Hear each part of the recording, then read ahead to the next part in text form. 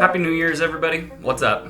All the editing for the upcoming video on Juan Kem is taking forever, so we decided to get out on the bike for an afternoon and give a report on some interesting news developments happening lately, because we know everyone goes crazy over the intricacies of traffic law. Very sexy stuff. As of the 1st of January this year, new rules have come into effect on driving, and these rules are national, so it's the whole country, not just Hanoi. The impacts are mostly that the fines for traffic infractions have gone way up. It's now 20 million if you're caught running a red light. Double that for cars, and even more for larger or higher end vehicles. So not cheap in a country where the median income is around 15 million. So there have been images all over social media of drivers en masse actually following basic traffic rules, as well as more than just a few memes. Since the laws have now been in effect for 3 days, as of the recording of this anyway, we decided that this was something we just needed to see. As hopefully everyone watching this channel is at least vaguely aware, the government structure of Vietnam is Marxist-Leninist and employs something called democratic centralism. But this isn't about politics. It's just to point out that the streets of Vietnam, for decades, have more or less been ruled by a different progressive ideology, and that's just fucking anarchy. Anyone who's spent any time in any city here can attest to the fact that the traffic conditions are a nightmare, to put it softly. So we'll see over the coming months if these new regulations have the desired outcomes. The habit that this team will be the saddest to have to change will be no more driving with our feet. 50 million is just way too much for that luxury. Now, you may have noticed this little ticker here at the bottom. To show they're serious, the government has put out notices that video or photo evidence of traffic crimes will be rewarded with up to 5 million dong. Tio is the Vietnamese word for million and is denoted as TR. It's like writing 5 mil in English or whatever. Now, this team adheres strongly to belief that we ain't no narcs, and believes strongly in the ideology that snitches get liches, or however that phrase is supposed to go. So this is purely for speculative purposes. Nobody was fined in the making of this video.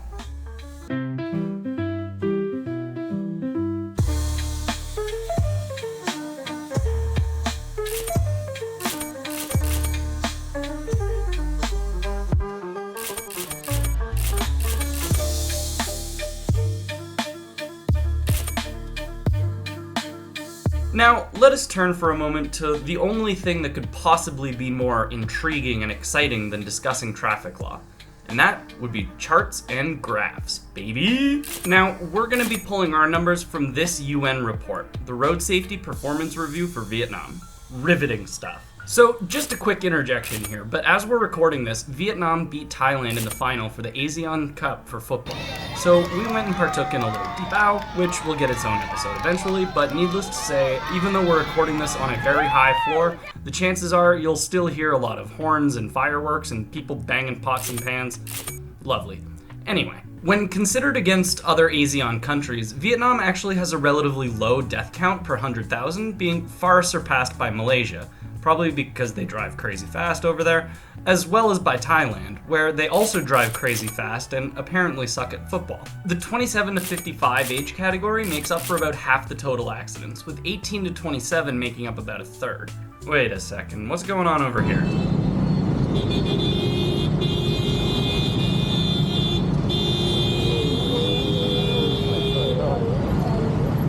Oh, would you look at that? Road rage. A surprisingly rare occurrence, all things considered. Anyway, kind of weird ways to cut those groups up, but okay, and it actually makes a little more sense when you look at the population pyramid. It should come as a surprise to absolutely no one that the majority of accidents are motorbikes, with the true number likely being significantly higher, as they're also less likely to be financially significant and therefore less likely to be officially recorded or reported. If you look at accidents by time, the period from 6 p.m. to midnight are almost exactly double those from 6 a.m. to noon, for reasons that I'm sure are completely beyond anyone's understanding. This would be as good a place as any to say that, well, I should have done it in the beginning, but here we are. The stats that we're using are quite outdated, back from 2016, but we chose to go with them anyway because they're the most reliable third-party statistics in English that we could find on the subject. I'm sure there are others, but this is what we found, so this is what we're using. License plates come in 4 different colors in Vietnam. White is for regular civilian vehicles, blue is for civil government vehicles, police, office workers, the like, Red is for military vehicles, and yellow, like this guy, is for vehicles registered to a company. For whatever reason, they are consistently the most dangerous drivers, so avoid them.